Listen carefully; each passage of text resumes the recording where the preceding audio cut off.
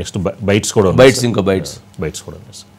Party ఎమ్మెల్సీగా ఉన్న కవిత గారు గత కొన్ని రోజులుగా కాంగ్రెస్ పార్టీ ఉచ్చులో పడడం, పార్టీ సీనియర్ నాయకుల మీద అనవసరమైన బాధ్యతారహితమైన ప్రకటనలు చేయడం, పార్టీ యావత్తు నాయకులు కార్యకర్తలు ఆందోళనకు గురి కావడం, కల్వకుంట్ల కవిత గారిని సస్పెన్షన్ చేస్తూ ఆర్డర్స్ ఇవ్వడం జరిగింది.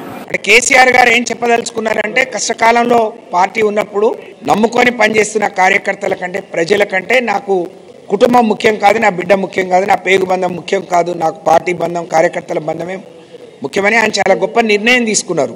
ఎవరైనా మతి ఉండి మాట్లాడేవాళ్ళు హరీష్ రావు గారి వెనుక రేవంత్ రెడ్డి ఉన్నారు అని అంటే నమ్మటానికి ఇది చిన్నపిల్లల పరాశకం కాదు. వల్లే తగాదాలు వచ్చాయనే మాట చెప్పినాను. ఇవాళ కవిత సస్పెన్షన్ బీఆర్ఎస్ పార్టీ తీసుకున్న నిర్ణయం. ఆ పార్టీ తీసుకున్న నిర్ణయం గురించి మేము మాట్లాడాం. రేవంత్ రెడ్డి గారికి ఎవరైనా ఉండాల్సిన అవసరం లేదు. వారు ముఖ్యమంత్రి రాష్ట్రానికి. అవినీతి పరులని అసలే మేము టాలరేట్ చేయం. ఈ జరిగినటువంటి అవినీతికి మా హరీష్ రావు, సంతోష్ రావే బాధ్యులు అని చెప్పింది. అంటే పరోక్షంగా ప్రత్యక్షంగా ఆ రోజు ప్రభుత్వంలో ఉన్నటువంటి ముఖ్యమంత్రి కుమార్తెకు ఇదంతా తెలుసు అన్న విషయం అయితే ఆమె బహిర్గతం చేసినట్టే కదా. ఇంకా అంతకంటే క్లియర్ కావాలన్నా కేంద్రం మా బావ తినరు, మా అన్నయ్య తినరు అని చెప్పుకుంటుంది ఆమె. బీఆర్ఎస్ పార్టీ అవినీతి చేసిందని చెప్పేసి మేము చెప్పాల్సిన అవసరం లేదు, వాళ్ళ కుటుంబ సభ్యురాలు చెప్తున్నది. అవినీతి పైసలన్నీ వాళ్ళు తిన్నారు, నాకు ఇవ్వలేదు అని చెప్పి అది చెప్పుకుంటుంది. వీళ్ళందరూ కూడా బాగా సంపాదించుకున్నారు, బాగా తిన్నారు, నాకు మాత్రం కొద్దినే ఇచ్చారు, వాళ్ళే కొద్దినే చెప్పుకుంటుంది ఆమె. సో కరప్షన్ జరిగినట్టే కదా అక్కడ. అధ్యక్షుల వారు మరి నిర్ణయం తీసుకున్నారా, లేకపోతే ఎవరు నిర్ణయం తీసుకున్నారో, జనరల్ సెక్రటరీ పేరు మీద రిలీజ్ అయినటువంటి వాటి ఇంకా క్లారిటీ కూడా ఎవరు ఇవ్వలేదు. ఓ లోటు మాత్రమే రిలీజ్ చేశారు. మరి ఎందుకు నిర్ణయం తీసుకున్నారు, ఎందుకు వివరణ అడగలేదు అంటే, ఏ తీసుకున్నా కూడా తెలంగాణ సమాజం ఒప్పుకుంటారని చెప్పి అనుకుంటా ఉన్నారా, లేదంటే ఆ ఇద్దరు ముగ్గురు పెద్దలు నిర్ణయించి ఇదే చేయాలని చెప్పి బలవంతం పెట్టి చేపించాలనేది కూడా ఆ ఇద్దరు ముగ్గురు కళ్ళల్లో ఆనందం కోసం మాత్రమే ఈ రోజు బహిష్కరించే తప్ప ఇంకో విషయం కాదు. అది మొత్తానికి అటు తిరిగి ఇది ఎటో వెళ్ళబోతుంది. సరే, ఇది ఒక అంశం. ఫైనల్గా ఇంకొకటి ఏంటంటే,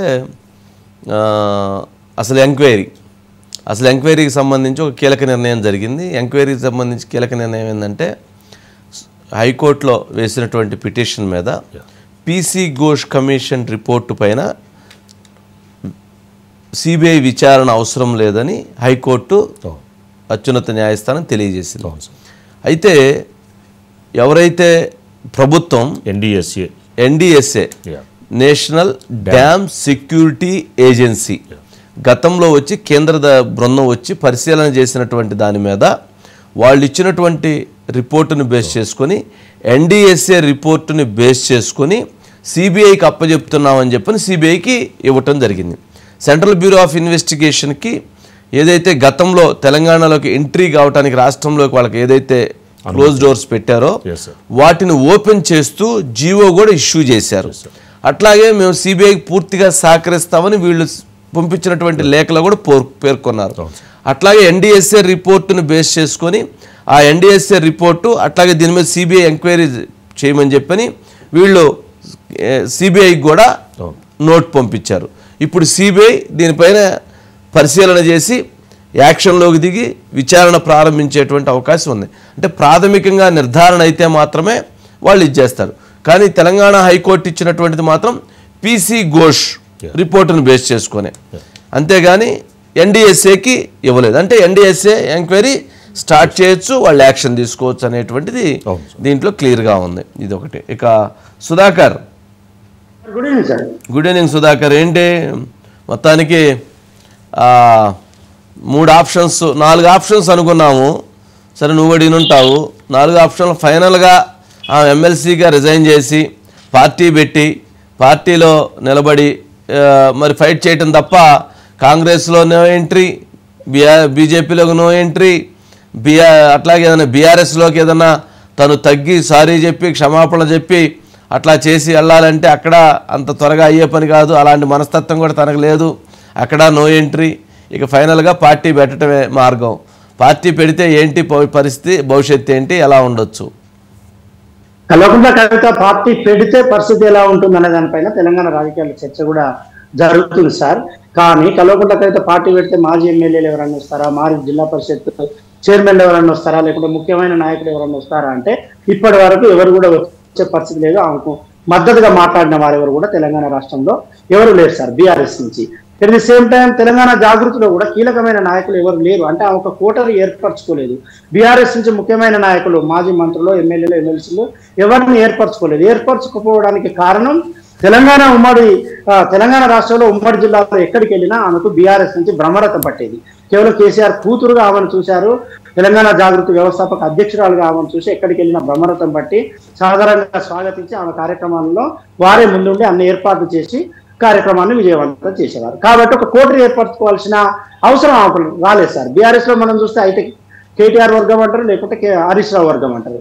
కానీ కవితకు సంబంధించి ఒక వర్గం పూర్తి స్థాయిలో ఇక్కడ లేదు. కాబట్టి ఇప్పుడు ఆమె వెంట నడిచేవారు ఎవరు లేరు. పార్టీ పెడితే మరి ఆమె ఎలా ముందుకెళ్తుంది? పార్టీ పెడితే ఆమె కనీసం అభ్యర్థులు ఉంటారా లేరా ఈ చర్చ అయితే అంతటా జరుగుతుంది సార్. కానీ ప్రస్తుతం మనం చూసినట్లయితే దేవుడు భక్తులపైన ఆగ్రహాన్ని వ్యక్తం చేసింది. రైట్ సుధాకర్, సిగ్నల్ ప్రాబ్లం వస్తుంది. రైట్, ఇక ఇప్పుడు జరగబోతున్నటువంటి వచ్చారు. ఓకే, ఏంటి మరి రేపు ప్రెస్ కాన్ఫరెన్స్ అసలు ఏంటి? నిజంగా దేశ రాజకీయాల్లోనే, అందులో పర్టికులర్గా తెలుగు రాష్ట్ర రాజకీయాల్లో ఇది ఒక పెద్ద సంఘటన.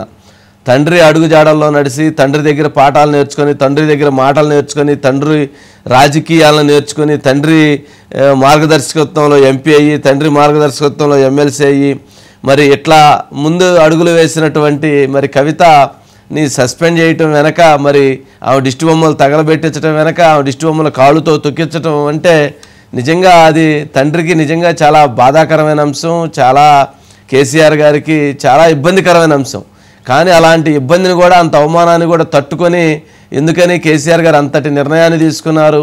మరి ఆ నిర్ణయం వెనక తండ్రి ఆలోచన, తండ్రి నేర్పిన విద్య తప్ప, లేదా కవిత గారు నేర్చుకున్నటువంటి విధానం తప్ప? ఏది తప్పు?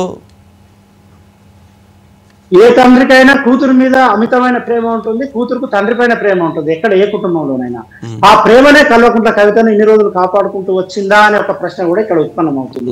ఆమె రెండోసారి పార్లమెంట్ సభ్యురాలుగా ఓడిపోయిన తర్వాత కేసీఆర్ తీసుకొచ్చి ఆమెను ఎమ్మెల్సీగా చేశారు. ఎమ్మెల్సీగా చేసిన తర్వాత ఆమె లిక్కర్ కేసులో అరెస్ట్ అయి తిహార్ జైల్లో ఉంది. తిహార్ జైల్లో ఉండి బయటకు వచ్చిన తర్వాత మళ్ళీ ఆమెను యాక్టివ్ పాలిటిక్స్ లో కేసీఆర్ పాల్గొనేలా చేశాడు, తిప్పాడు.